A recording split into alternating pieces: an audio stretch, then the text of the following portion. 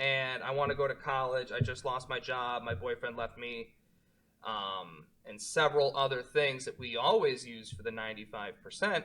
Why couldn't I use those in favor of letting this baby go? Especially when a lot of people say that adoption doesn't work and everything. Let's just say, for sake of the argument, adoption isn't available or is immoral for whatever reason. Right. I don't see why, on a naturalistic worldview, if life does not have inherent intrinsic value, why not just off the baby at 1 week old? Why not take it a step further? By the way, really quick, Christians make up about 50% of all adoptions. Just wanted to throw that out there. Oh, that's a fun fact. Yeah. Yeah, we're helping out. That's great.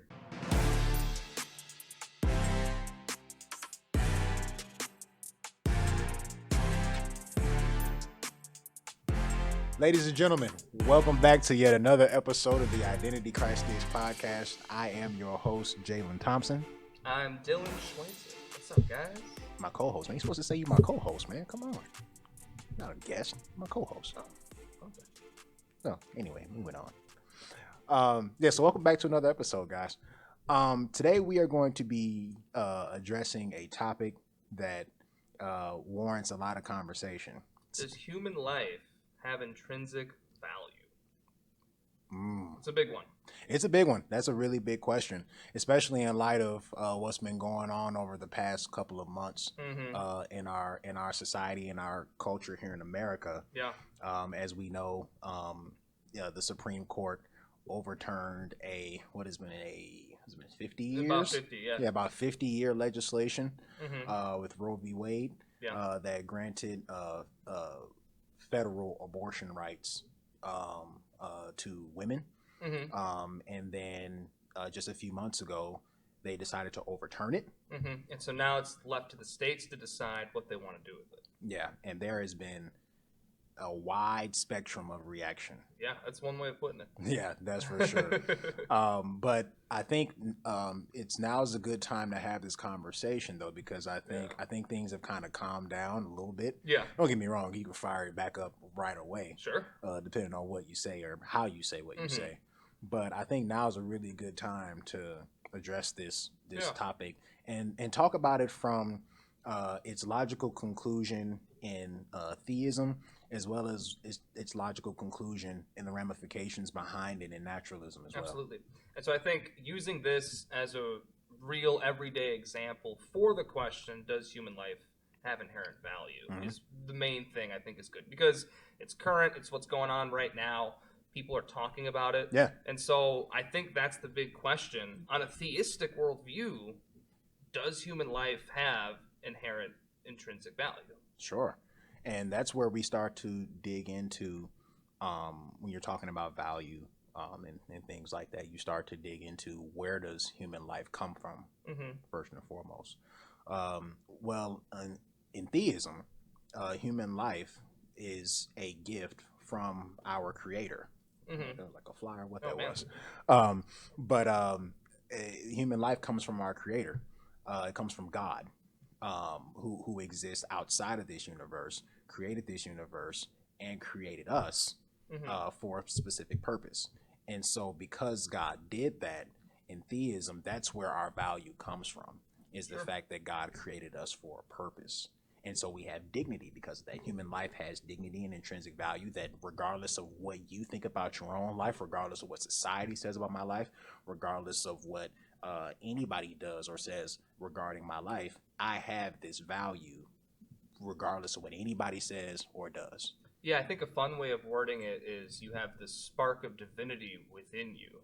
Sure. I think that's a really creative way of looking at it too. Sure. And so we have this concept in Christianity called made in the image of God. And so there's this intrinsic, inherent value that is placed upon us before I think there's even a scripture that talks about, I knew you before you were even in the belly of your mother's womb. Sure. Which I think is a really dramatic thing to really look at.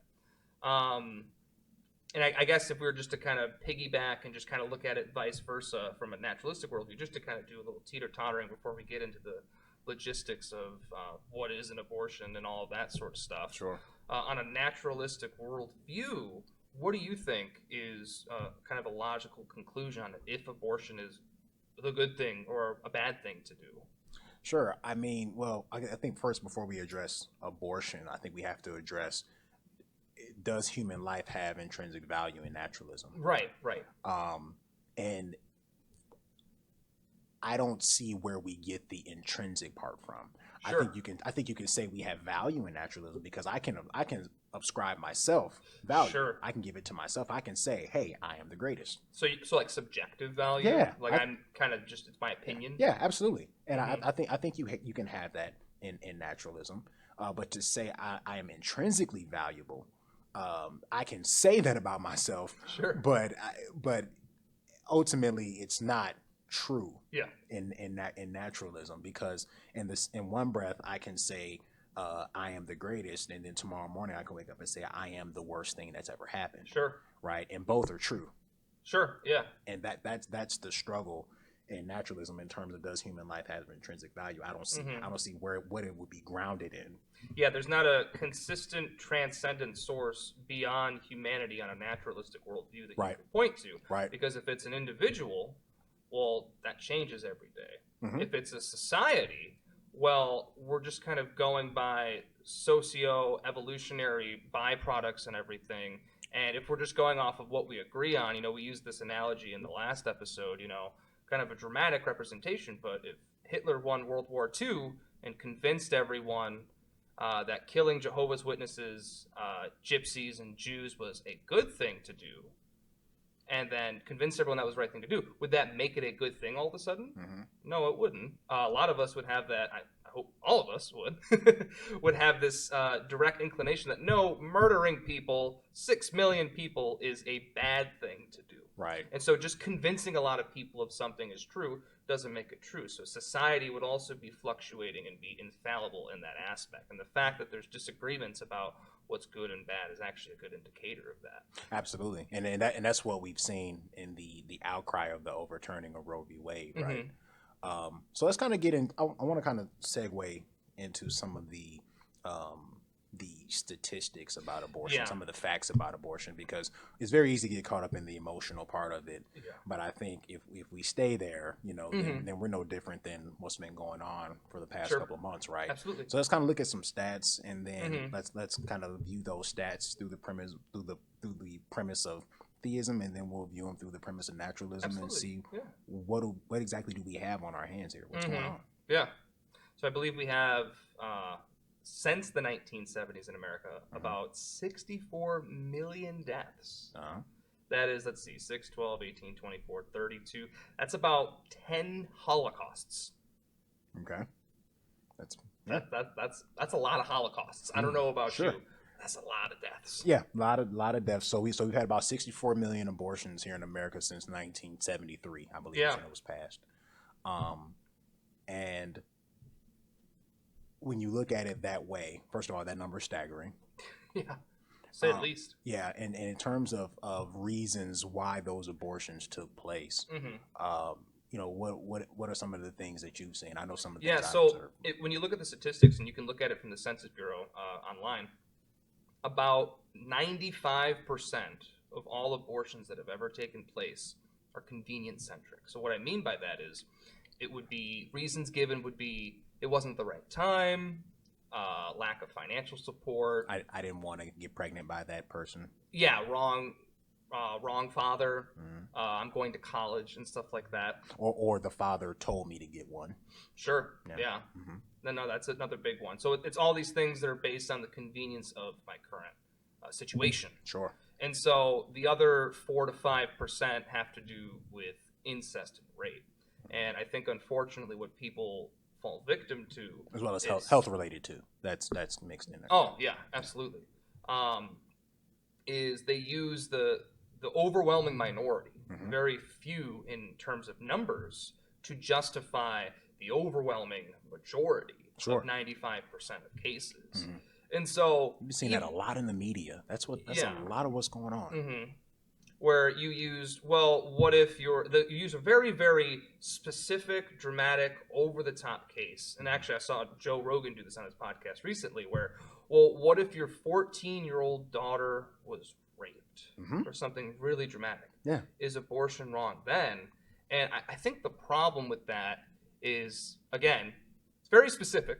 Mm-hmm. It's very a small percentage of what we actually see. Right. And I think before we even get into that with a lot of things, is let's just say that is wrong. Does that mean, or let's just say that is allowed to get an abortion in that case? Does that mean the rest of the 95% is wrong? Mm-hmm. Or are you just using a victim to justify the 95%? Right. And so I think that's the problem. And I think another thing to consider is using the two wrongs don't make a right concept. Like, sure. I don't see how killing someone really solves a rape. It doesn't. Ultimately, it doesn't. You know, and let me say this too. It's very easy for men to have this conversation from an intellectual standpoint, Yeah, and not consider the emotional trauma that can come with a act as horrific as being raped. right. Right. Most guys don't live their life like there's the potential that this could happen to me. Right. I know. It's a totally different stake. As a 6'3", 200+ pound guy, Mm-hmm. I don't live my life like that can happen to me. Right. Okay. However, my wife might. Sure. You know, my daughter might. Mm-hmm. You know, my sisters, my in-law, my mother-in-law, my absolutely. sister. They might live their life that way, right? Mm-hmm. And so I wanted to kind of bring that up to say there's another angle that we can look at this from when we talk Yeah. about the rape, right? Because we don't have to necessarily live our lives like we can be raped, one, and then not only can we be raped, Have a 9-month sort of consequence from it. well, not much longer than that, right? Mm-hmm. Because if you're talking about keeping the kid, Sure. and make no mistake about it, just because the experience is over after 9 months, let's say you give the baby up for adoption, that trauma from that event is going to stay with you forever. Absolutely. Right. I mean, you know, I don't know a lot of people who've been raped, thank God. Mm-hmm. But the few that I do, you wrestle with that for a long time. Absolutely. You know, and those are, and some of the ones that I know, they didn't bear a child as a result of it. It was just an experience that happened to them. Right. But because it happened to them, because of how degrading it is and how much of a violation it is to that woman's dignity as a human being created in the image of God, that's something to consider when we have that conversation Absolutely. around the rape. Now, I'm not saying that means that we should take the 2 to 3% of pregnancies that Sure. happen as a result of that To and justify everything else. no, not at all. I But do think- I am saying that when we're talking about that specific group of people, that we have to keep that in mind. Absolutely. That traumatic of an experience weighs heavily in the decision to keep that child or not keep that child. That's a consequence a man could never truly understand. Absolutely. And I think as men who would partake in the conversation as we are right now, it's something dramatically we have to consider because that's a consequence we'd never face. We Right. never have to face. Right. But again, I think even if we did, let's just say hypothetically, grant that 5%, deeming it legal and okay to do at a certain period, I don't really see how that justifies the other 95%. Yeah, we're having a totally different conversation about the 95%. Yeah, like right? for me personally, I'm looking at the 95. Mm-hmm. I think there is things that need to get solved with the 5%. I'm not 100% sure, but again, I don't really see that. That's kind of where I draw the line, where I just don't see how ending the sufferer, or excuse me, I'm trying to remember the wording I had for it, but the punishing the child for the sin of the father Sure. is really a fair thing to do to the child. And it brings up the big question of another statistic or a fact: is that even a child in the womb? Is that actually a human life? Ooh. That's a big one. Because, I mean, if it's not a human life, if it's just a clump of cells, Mm-hmm. I mean, why does it matter? I mean, like, I could just, there's a clump of cells right there. Yeah, absolutely. Was that an abortion? We get rid of scales. We get rid of, I said scales, right? Reptiles. That's a little fishy. We get rid of cells, skin cells all the time when we Right. clip our fingernails, when we scratch, when we cut our hair, Yeah. when we bathe. You know, we Yeah. get rid of skin cells all the time. So it's a couple egg sperm gametes, right? Not a big deal It's not a big deal if it's not a human life. if it's not a human life. But the problem is, there was a study done from the University of Chicago that Mm-hmm. states that 96% of all scholarly biologists deem that life begins at conception. Yeah, you know, and just to kind of piggyback off of you, Dylan, I'm getting really sick of hearing that question. Is it a human life, or when does life begin? Mm-hmm. It is. The statistics are embarrassing Yeah. on the answer to that question of when does life begin. Mm-hmm. Life begins at conception. And it seems inherently subjective because it seems like we like to think in some aspect once it starts to look like a human, then it's magically a human. Mm-hmm. Or we'll hear the argument of viability makes it a human. Sure. Where it's like, okay, well, viability 50 years ago is much different than it is today, and it's going to get even closer to the conception date now. So again, that's a changing standard. You know, you hear the argument from first breath, and there's actually a guy who is getting interviewed or talked to in a Q&A after a debate, and he goes, life begins at first breath.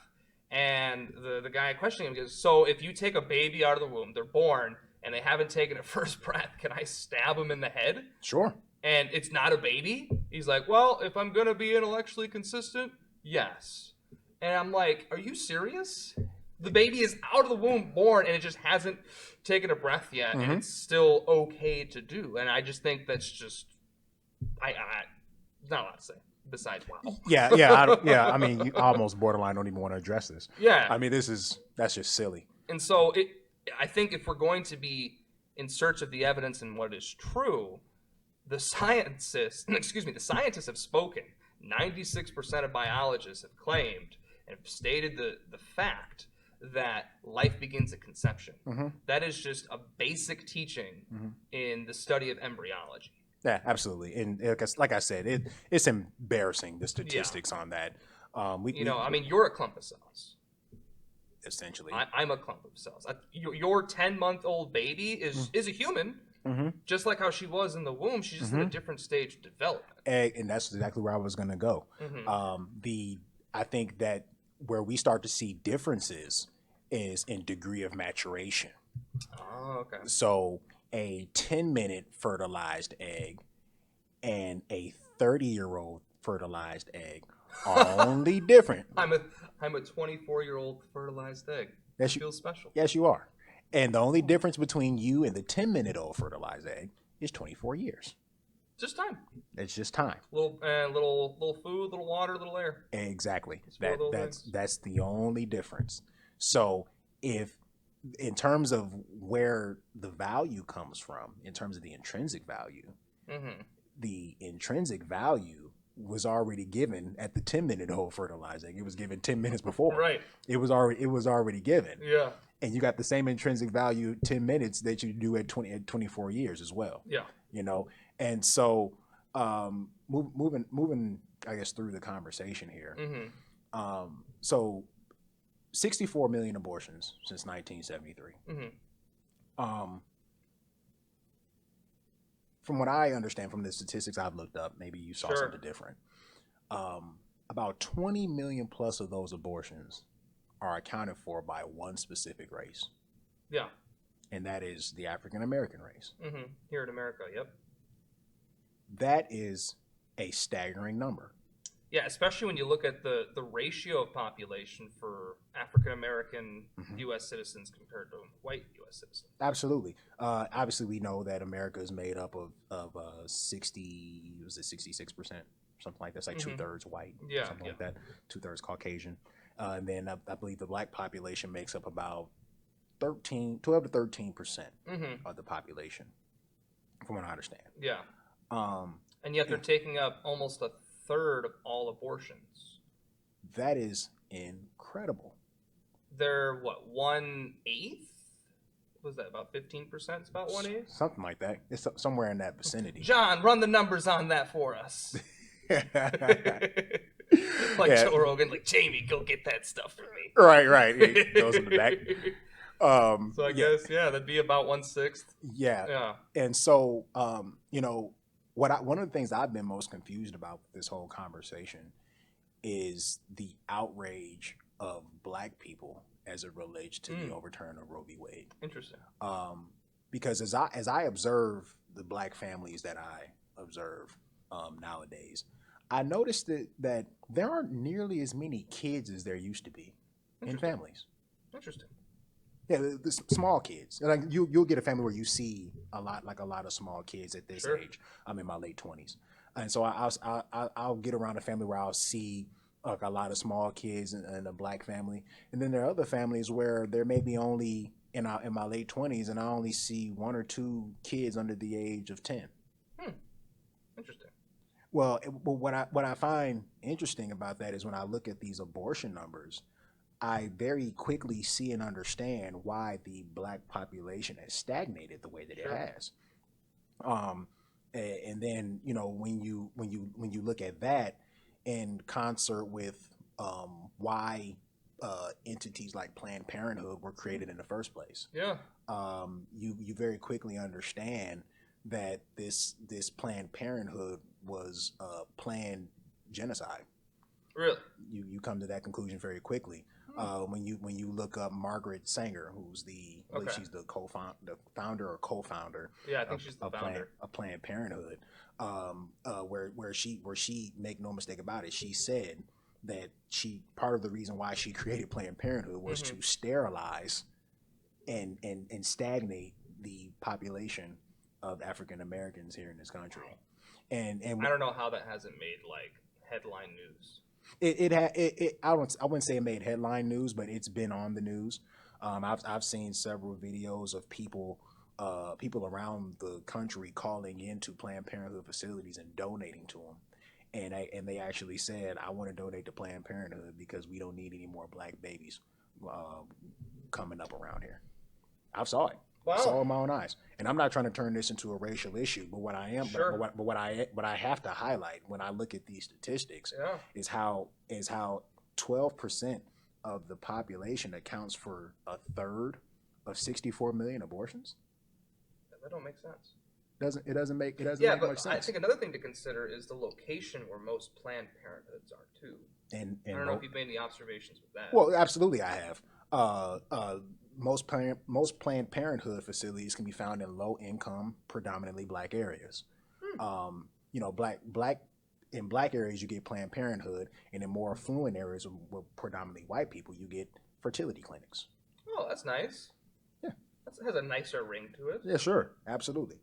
But still, even at that token, when I look at this from a naturalistic perspective, ultimately, this is not a big deal. Yeah. But if I turn around and I look at it from a theistic perspective, that's an atrocity. That's an atrocity. This is a huge deal. If human life has intrinsic value that was endowed to it by our Creator, by God, then the fact that 64 million lives have been given up on the altar of convenience is a very huge deal with huge ramifications. Yeah. Even if you want to transition over into Christian theism for a second, which we kind of have to do here, God values all life. Absolutely. And life is a gift from God to be taken very seriously. We see in the Bible, because I know we like to think that abortion is kind of this is new, but people have been sacrificing kids for a long time. Oh yeah, I mean the main difference is the God changed and the practice changed. You know, back then it was a sacrifice to the god Molech, I believe. Yes. They would put it on the golden statue on fire, and actually other historical accounts have reported that they would drum to drown out the sound of the children screaming to death. They would literally sacrifice their alive babies for this. Today, what we call that, we do it in a different way. We do it before it is outside the womb. And that way it's not quote unquote as emotional. Right. Well, we're less attached to it too. Sure. And the other concept is we change the God. You know, we're not sending it to a sacrifice on behalf of an external entity. We're doing it on behalf of ourselves. Well, especially when we specifically look at the 95% of abortions. Yes. Again, that's the main thing that I'm talking about here, where I want to do this, I want to do that. This isn't good for me.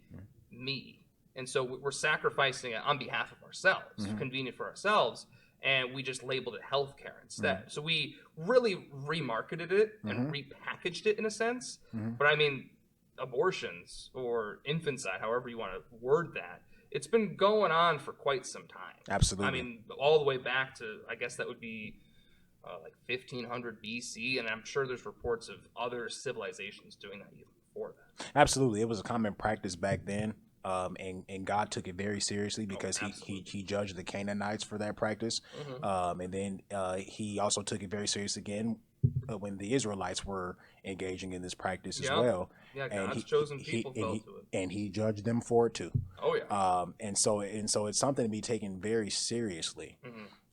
If human life has intrinsic value given to us by God. Yeah. Something else that I kind of wanted to touch on with this conversation is this idea of my body, my choice.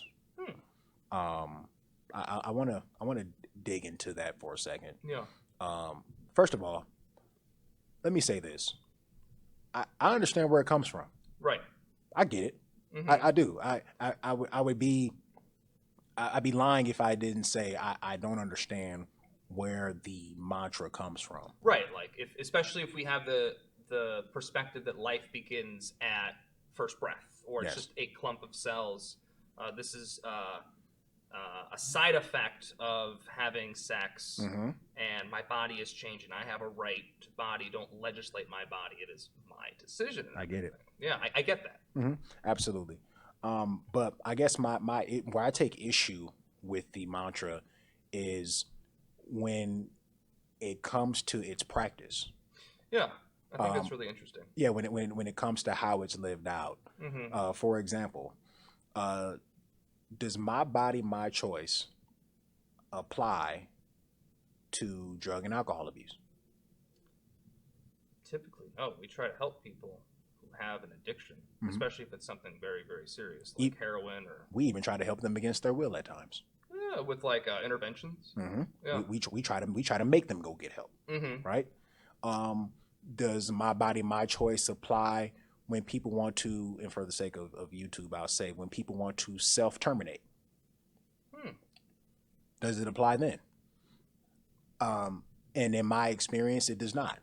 Because if someone goes on social media, or if I'm driving down the street and I look up and I see somebody standing on top of a building about to jump, yeah, you're gonna call the police. I'm not just call the police. I'm going to do everything I can to try to get that person not to do it. Right. I'm going to I'm going to literally try to physically hinder this person from exercising their choice with their body.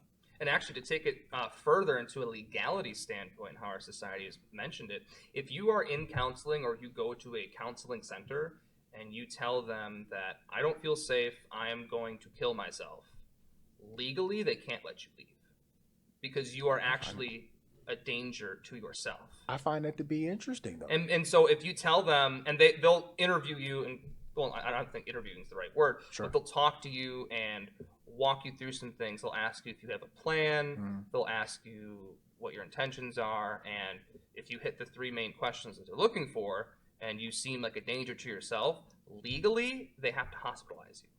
For I think it's a minimum of a 72-hour hold, but typically it's more like 5 to 7 days. You literally hold someone hostage, and again, I say that just to give frame of reference. I do think mental health is extremely important. Right. And if you are having these sort of difficulties, you should get help. Absolutely. But I think it's specifically just to frame it in the concept, why doesn't my body, my choice work in that scenario? Exactly. And that's what I'm getting at is when I look at its practicality, I see so many inconsistencies. I don't allow my child to exercise her choices with her body. As a 10-month-old, if I do that, she may or may not live to see one. She's gonna touch that stove every time. She's gonna touch that stove. She's gonna try to climb this top of the staircase. She's gonna try to come down the staircase. She's gonna stick that fork in the outlet. And so if I don't physically hinder her from exercising choices with her body, she can be a very serious danger to herself, not just physically, but even emotionally. And I think another big one that I think is really ironic with the hypocrisy is just a year ago, maybe even less than that, you were not allowed to say my body, my choice when it came to the vaccine. Big deal. And so I think it's ironic because I saw this guy interviewing people and he was asking their opinions on abortion. And a lot of people were they would literally say, "My body, my choice," yada yada. Okay, what's your opinion on vaccine mandates? Do you think that's a good thing? Is that the right thing to do? And like almost without hesitation, oh, absolutely. Yeah. And I do find that ironic because the only argument I've really heard against that is the concept of, well, if you don't get a vaccine, you're endangering the lives of others. And it immediately makes you think, well, what about the child that you're terminating? Aren't you endangering that life when you decide that you want to get an abortion? Yeah. Yeah. No, I agree with you completely and totally. And that was actually the next thing I was going to bring up was, just a short year and a half ago or whenever that was last year, it appeared as though it was not my body, my choice as it related to the vaccine. People lost jobs over it. Even nurses who were helping to administer aid and take care of people who had COVID before the vaccine came out. Once the vaccine came out, there were hospitals who said, "Hey, you got to take it, or you can't work here anymore." Yep, it's not a my body, my choice situation. Yeah, and since then, the guidelines have even changed again, right? Right and, now, and so the goalpost is moved once again. Absolutely. and now it's a whole different ball game now. But I think that's where we find ourselves with this abortion conversation. In naturalism, is we find ourselves in a constant ever game of moving the goalposts and trying to figure out how to make sense of it all. In some and I think a great way to look at this is to see how far you can push the goalpost with someone. Like I was having a conversation with someone a few months ago, and I was like, okay, so if you refuse to reject the science that it specifically states that human life begins at conception, where do you draw the line? Sure. And he was talking, he's like, I think maybe like 2 to 3 months. Like, okay, so, or I think second trimester. I'm like, okay, so third trimester is a no. He's like, well, I guess it depends on the scenario. I'm like, okay, what about up until that person is like minutes before they're going to be born? Is that allowed? He's like, well, they're not born yet. And I'm like, okay, so it's not human and you're allowed to get an abortion. Okay. So why is the vaginal canal, literally, because it's really just the location. If it's like 10 minutes before birth, why does the location make someone human? Like if I go across the room or 10 inches away, does that make me more human? And then I try to move the goalpost more, because if that's okay, what if we use the same arguments where, let's say the baby's born within like the first week, the fourth trimester, if you will. And I want to go to college. I just lost my job. My boyfriend left me. And several other things that we always use for the 95%. Why couldn't I use those in favor of letting this baby go? Especially when a lot of people say that adoption doesn't work and everything. Let's just say, for sake of the argument, adoption isn't available or is immoral for whatever reason. I don't see why, on a naturalistic worldview, if life does not have inherent intrinsic value, why not just off the baby at 1 week old? Why not take it a step further? By the way, really quick, Christians make up about 50% of all adoptions. Just wanted to throw that out there. Oh, that's a fun fact. Yeah, we're helping out. That's great. But at 1 week, why not do that? Why not until they can't really live out logical thought? Right. What if we wait until they can't speak? Once they can formulate full sentences, then that's when they're officially. You know what? When they pass the Constitution test, they have an understanding of the law and everything. That's like an 8th grade or 7th grade. I think once they graduate high school, a late term abortion is acceptable until then. Well, you know what? I think they have to be productive to society, and if not, I can off. You see, you could just keep. I just don't see why you couldn't do that on a natural. I just don't see any reason why. And I pushed that, and then I had this individual. He was like, "Well, do you really think that's going to happen?" I just said, "I don't know if that's really going to happen. I just don't see if there is no God, and if naturalism is true, why you wouldn't live that out to its logical conclusion. Right. Why not? If life does not have intrinsic value, if life isn't a good thing, if human life isn't have worth, intrinsic, inherent worth, why not?" Like I would have to hear a really compelling argument on a naturalistic worldview, and there really isn't a good one. And I think at some point or another, because of the natural progression of human depravity, you'll get there. Why not? At some point or another, you will. And actually, I want to make our first prophecy on the podcast here. Well, I'm going to call we it. Do that here? Just thought of it right now. Well, welcome to the Prophecy Podcast. I'm your host, Dylan. I'm taking over. But within 3 years of Roe v. Wade being dismantled and it being up to the states, there will be a post-birth abortion. And I think I don't know if it's going to become legal in a state. I think it'll go down in the court cases or whatnot. But something like that's going to come up in the works within up to a week of life. And it's going to have something to do with all of the other arguments used during abortion. And it's going to come down specifically to some sort of unforeseen health problem. Because that's the big thing. If I think the child is going to suffer, I'll end the sufferer instead of trying to end the suffering. That's a big argument that you'll also hear a lot. Well, the baby is going to have Down syndrome, or the baby's going to have this disease. Sure. So instead of trying to supply solutions to the suffering, I'm going to end the sufferer. Sure. Or the baby's going to be poor. Sure. I mean, and who wants to be poor? Right. Right. And then you get into the question of, if this baby is not going to have a certain quality of life, then, that makes abortion permissible. Yeah. Well, then the question becomes, well, who gets to define this quality of life? Well, that's interesting. What quality of life? Like, what do you mean by that when you say quality of life, and what standard? Yeah, like, do you have to meet a threshold of quality for you to deem that the human is worth living? Sure. Because, I mean, like, is it like a certain salary cap your family has to hit? Because that's one thing you hear, like, the baby's going to grow up poor and not have a lot of money. They're going to suffer, so it could be mental health, physical health, anything like that. Or I think there's, like, another one that I hear a lot. In a broken home or an abusive household and stuff like that.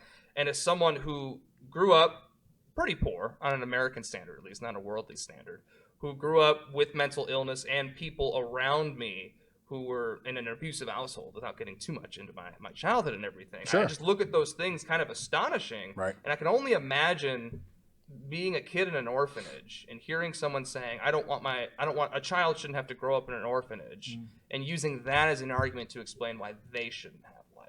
Right. And I mean, I just find that appalling. But I find that appalling if human life has inherent intrinsic value. Exactly. And that's what we need to get into next. Is abortion really a moral dilemma? If naturalism's true, I don't see why not, but I think why wouldn't you push it further? Or sure, but I also look at it like this: if naturalism is true and there's no God, it's only a dilemma if we make it one. Yeah. Yeah, it's only a dilemma if it's only a problem in as much as you see one. We play by the rules we make up. Exactly. Yeah, it's like playing tag. Yeah, and so for you mothers and fathers who want to keep your baby, okay, fine. But for those of you who don't, and you don't see an issue with abortion, then fine. And everybody kind of marches to the beat of their own drum, and it's not a big deal. You may get into some personal arguments with people who have a different opinion than you. Sure. But their opinion is not better than yours. Their opinion is not more valuable than yours. It's just another opinion. It's just another opinion. However, that doesn't work if there is a God who has given intrinsic value to human life.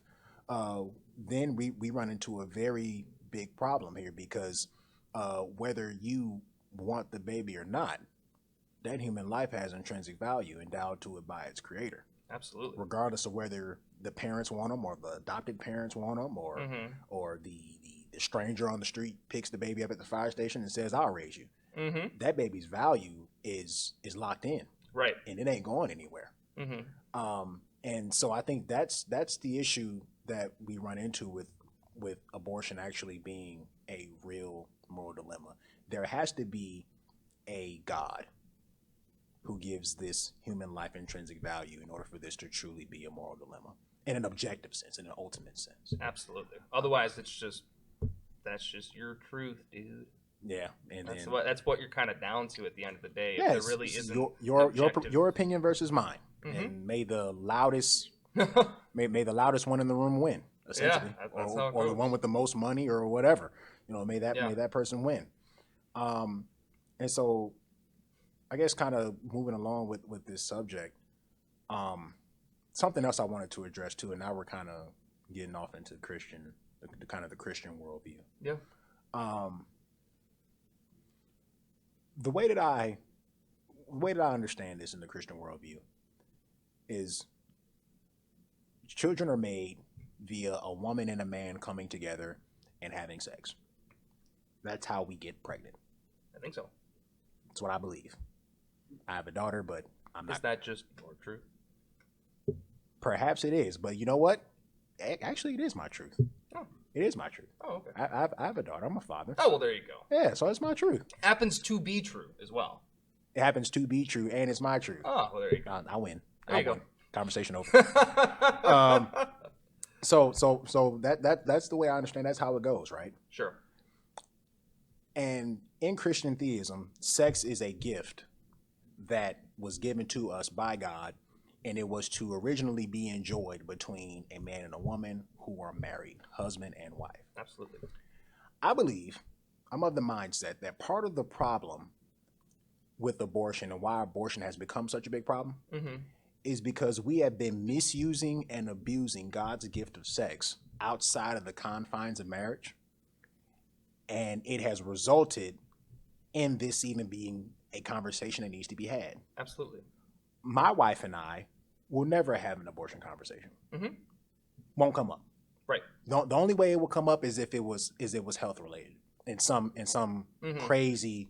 And I don't even think that should be considered an abortion. And I think that's right. Something we That's didn't not. really That's touch not. A lot on. We didn't, and that's not considered an abortion. But I'm just saying, just for frame of reference, that's the only way it comes up is if, like, let's say if it was like an ectopic pregnancy or something like that, she got pregnant on the outside of her fallopian tubes, right? That can kill her.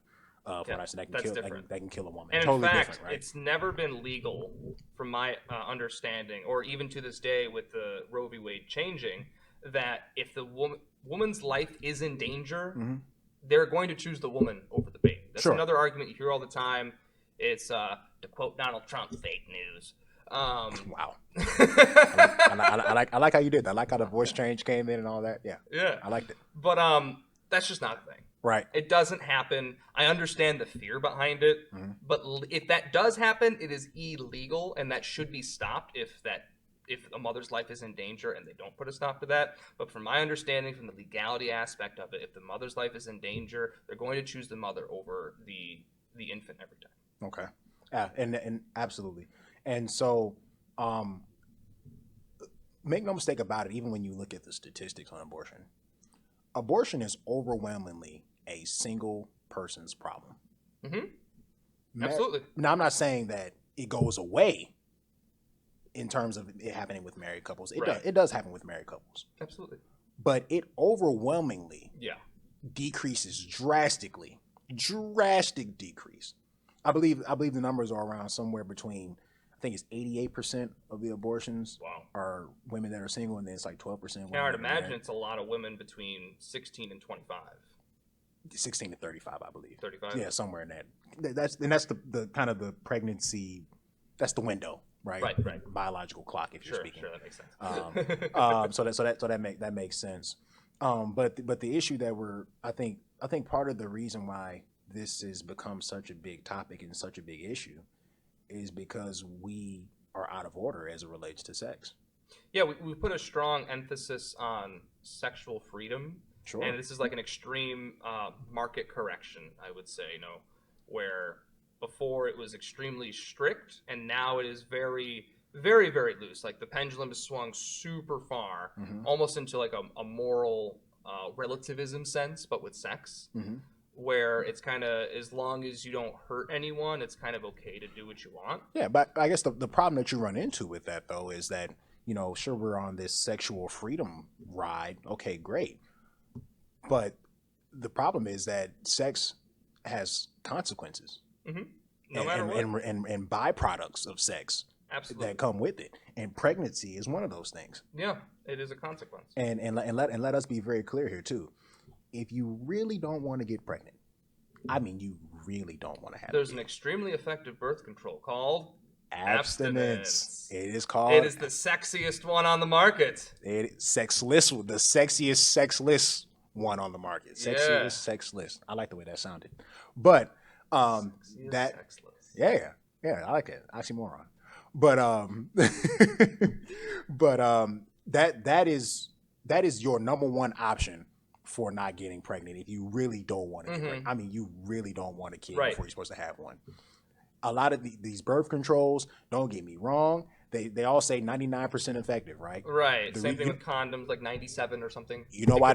You know why none of them say 100?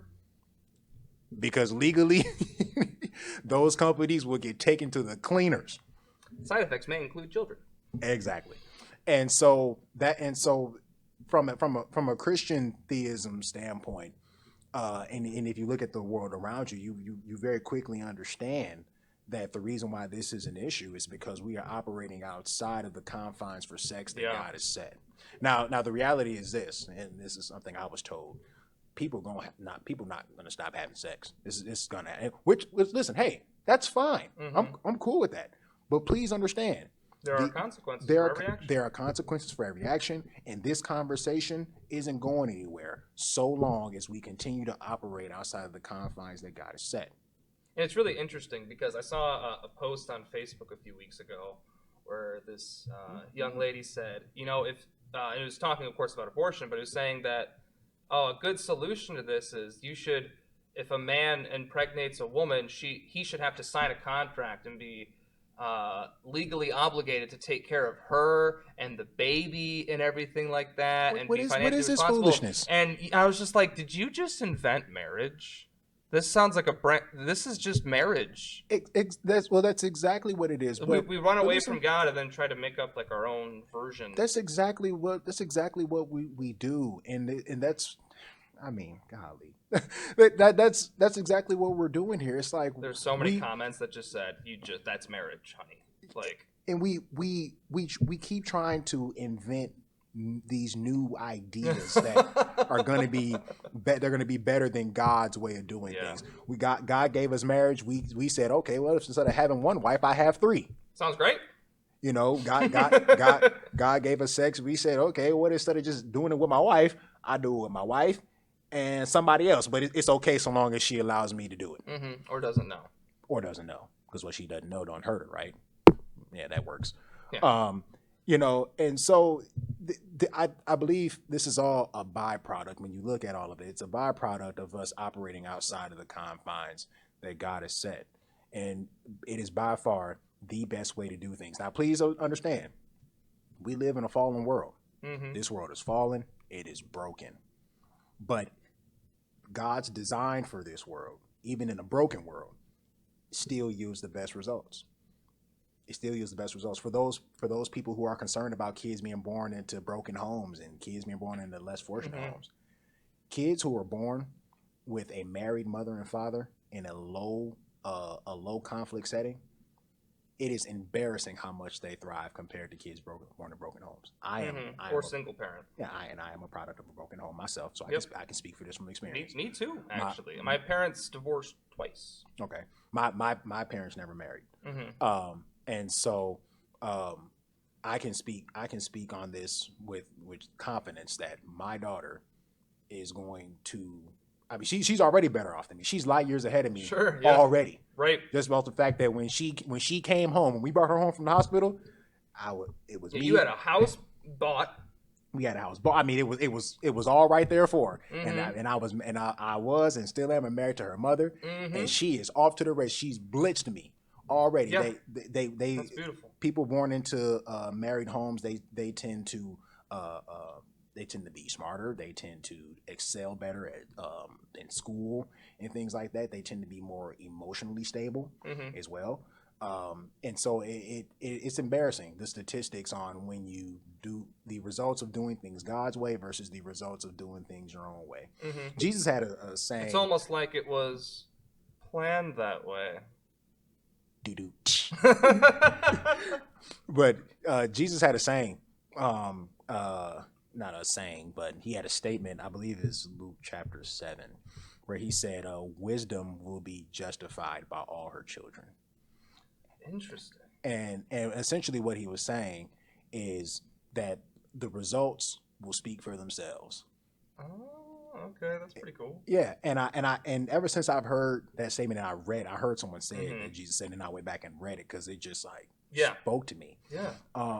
When I look at the different arguments on abortion, when I look at the different the different pro-life, different pro-choice arguments, the what is a life, the when does life begin, when I look at all of that stuff, and then I look at the results of it all,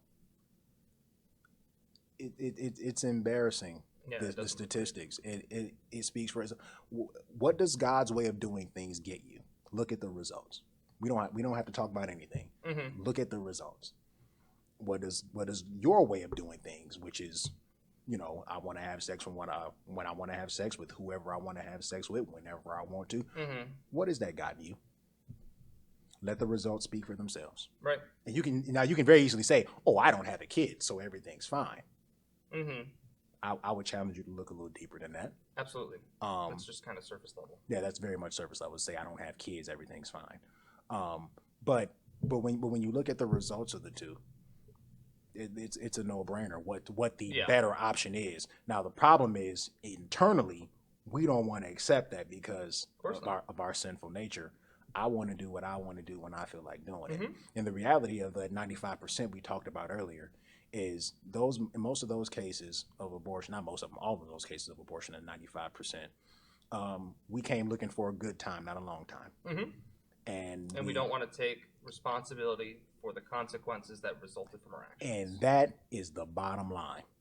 And that's the bottom line of this whole conversation. A consequence pops up, and now we're looking at it like, why should I have to face those consequences when there's an easy way out now? Mm-hmm. There's an effective way. I could just end this child's life. Or to make it easier on me emotionally, I can pretend or have false information fed to me to make me believe and convince that it's not even human. Mm-hmm. And I always like to kind of jokingly say, if it's not a human life, what animal is it? Yeah, that's funny. Like, were they pregnant with a dolphin? Maybe. We'll see. Typically, that would be a new Guinness Book World Record if that has happened. So, if anyone has done that, please comment below if you have given birth to a dolphin, because that'd be groundbreaking information. I don't know if I want them to comment, but anyway, to get back to what you had just said, though, is that we're running from the responsibility. We've been doing that since the beginning of the time. Absolutely. We've been running from responsibility. As soon as we were able to, we did it. As soon as the opportunity presented itself to run from responsibility. That apple looks great. And then it was bidden, and then when God comes and questions us about it, we say, "Oh, no. Oh, the woman you gave me. Exactly. This is your fault." Be very clear. She picked the apple off the tree. I didn't even pick it. She picked it off the tree, and she put it in my mouth. I was not going to bite it until she put it in my mouth. And you gave the woman to me. So whose fault is this really? Come on. Like I said, we've been proficient at running from responsibility for a long time. So this is ultimately we're really good at it, actually. Yeah, we're getting good and getting better. Oh. Because this progress. This is nothing new. But to wrap things up on this, ultimately, the question that has to be answered, in order for any progress to be made on this abortion topic, is, does human life have intrinsic value? I think that's the ultimate question. That's the ultimate question.